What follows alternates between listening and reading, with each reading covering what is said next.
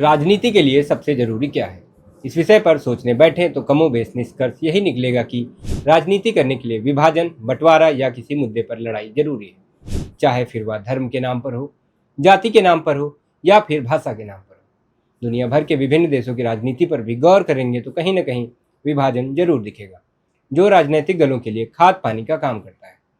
भारत की बात करें तो यहाँ तमाम लड़ाइयों के साथ साथ उत्तर बनाम दक्षिण की लड़ाई भी बहुत लंबी है।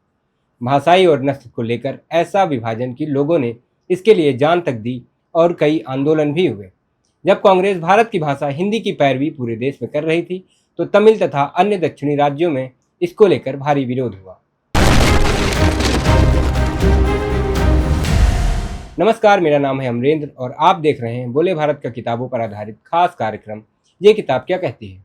आज के इस एपिसोड में हम बात करेंगे द्रविड़ राजनीति पेरियार से जयललिता तक किताब की। इसके लेखक प्रवीण कुमार झा हैं। वह पेशे से डॉक्टर हैं और फिलहाल नॉर्वे में रहते हैं। अलग अलग विषयों पर उनकी कई किताबें प्रकाशित हुई हैं, जिनमें कुली लाइन्स, रोम और अन्य पुस्तकें शामिल हैं। इस किताब में दक्षिण बनाम उत्तर की बहस, आर्य बनाम द्रविड़ की बहस समेत तमिलनाडु राज्य की सामाजिक राजनीतिक स्थिति के बारे में डिटेल जानकारी मिलती है। इसमें फायर ब्रांड नेता पेरियार से लेकर जयललिता तक के बारे में लिखा गया है। साथ ही पूर्व प्रधानमंत्री राजीव गांधी की हत्या और तमिल बनाम सिंघल के बीच टकराव के बारे में भी लिखा गया है, जो भारत और श्रीलंका के बीच रस्साकसी की वजह बनी और राजनयिक रूप से अब भी समस्या बनी हुई है। इस किताब का पहला चैप्टर नस्ल है। इसमें नस्ल के इतिहास के बारे में बताया गया है कि कब और कैसे इसकी शुरुआत हुई और कैसे यह विवाद के विषय तक पहुंचा। लेखक ने इतिहासकारों और भाषाविदों के हवाले से लिखा है कि किस तरह से यह मसला शुरू हुआ, जो आज भी दक्षिण बनाम उत्तर का बहस बना हुआ है। लेखक ने बताया कि मैक्स मूलर ने आर्य भाषाओं के समूह का जिक्र किया, वहीं कॉल्डवेल ने द्रविड़ भाषाओं के समूह का जिक्र किया है। इन्हीं के आसपास कई तर्क गढ़े गए जो कि आज भी प्रचलित हैं।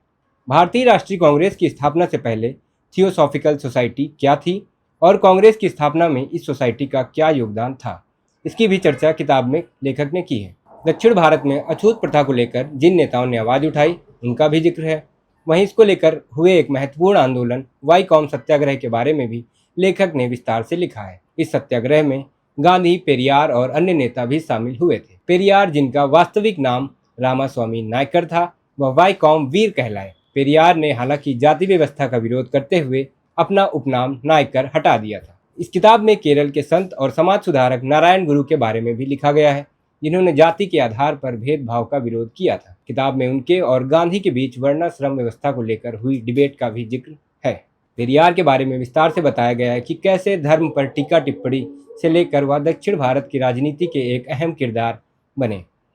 गांधी और पेरियार के बीच हिंदू धर्म और इसकी आस्थाओं को लेकर बहस होती है।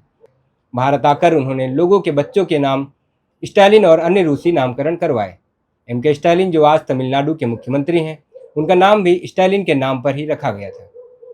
पेरियार ने 1946 में द्रविड़ कड़गम का गठन किया और द्रविड़िस्तान की मांग की। उनके दोस्त अन्नादुरई इसके प्रमुख नेताओं में से एक थे।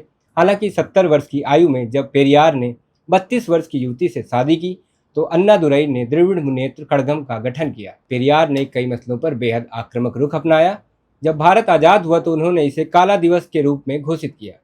उन्होंने भारतीय स्वतंत्रता का विरोध करते हुए कहा कि अंग्रेज तो चले जाएंगे, लेकिन फिर बाजा यानी बजाज और बिरला राज करेंगे। किताब में तमिलनाडु के मुख्य दलों डीके से डीएमके और एडीएमके से एआईएडीएमके दलों का जिक्र है। किताब में बताया गया है कि ये दल कैसे बने और इनके प्रमुख नेताओं ने राज्य की राजनीति में क्या योगदान दिया है। तमिलनाडु की राजनीति पर बात हो और सिनेमा पर चर्चा ना हो, ऐसा संभव नहीं है।